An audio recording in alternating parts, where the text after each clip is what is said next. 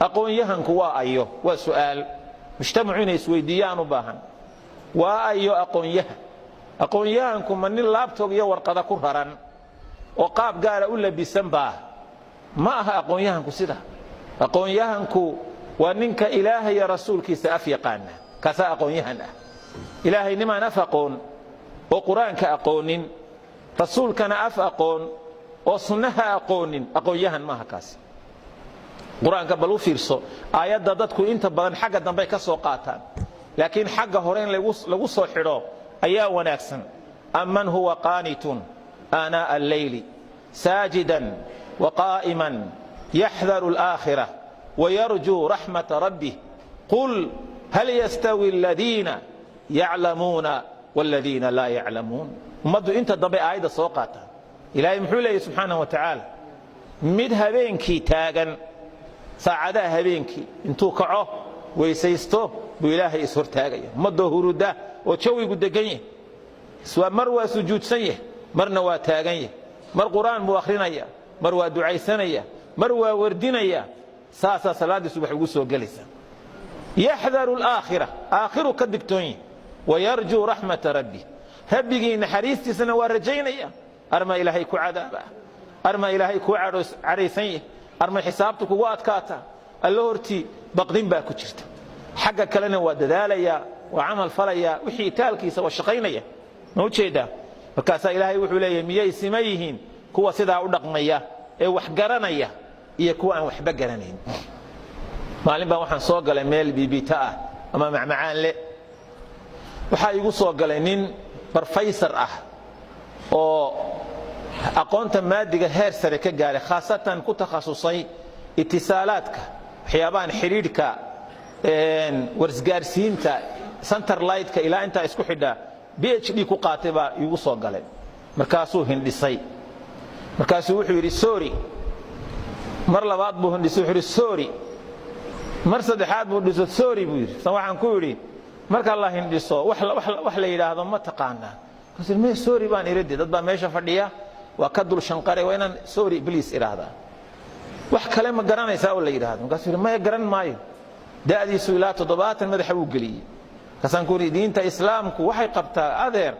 qofku markuu hindhiso alxamdu lilah inuu yidhaahdo qofka maqlayana yarxamuka allah inuu yidhaahdo wallaahi weligay ma maqal buu igu yidhi weligay ma maqal buu igu yidhi bal fiiri dhallinyarada waxaynu leenahay aqoon-yahanka war hooy maadiga markaa baranaysaan xisada masaajidkana qaata oo tafsiirka ku taxma oo xadiiska barta oo fiqiga barta idinkoo isku macaan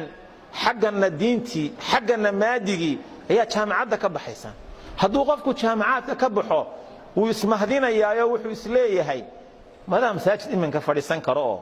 kitaab miyaad iminka dhegaysan karaysaayo cashar baan raacanayaa iyo arki maysid waxaas waa laakiin inta aad allaahumma qof alla u naxariistay mooyaane sidaas waxaan u baahannahay inuu inoo soo baxo nin dhakhtar ah oo cilmiga dhakhtarnimada heer ka gaaray oo diintana si fiican u yaqaana waxaan u baahan inoo soo baxo nin injineer ah oo diinta ku fiican inuu inoo soo baxo nin maxaan ku idhaahdaa aqoon-yahan ah oo dhaqaalaha ku takhasusay diintana sheekh ku ah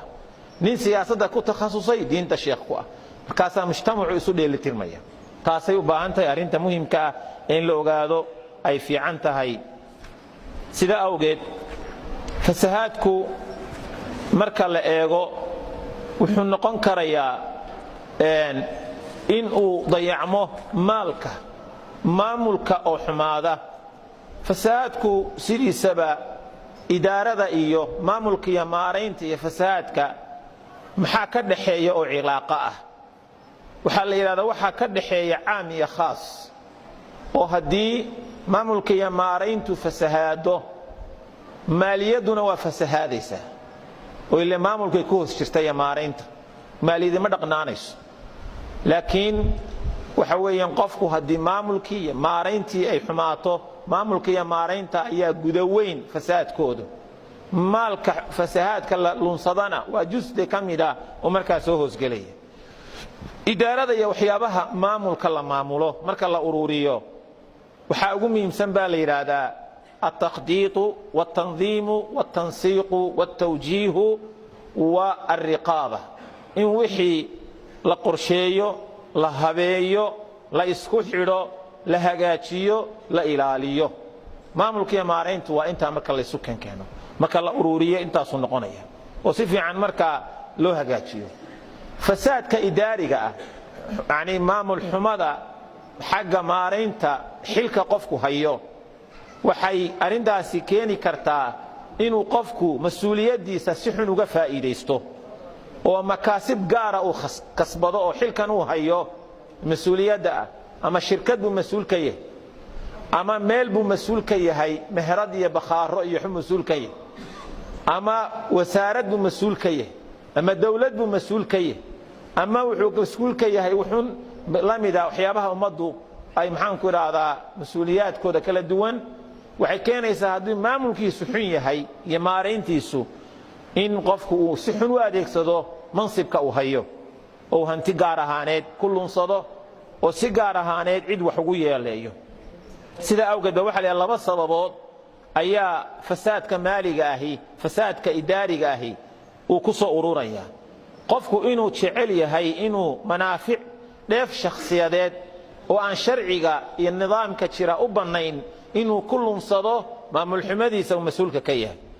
talabaadu ay tahay inuu xilkiyo mas'uuliyadii uu hayay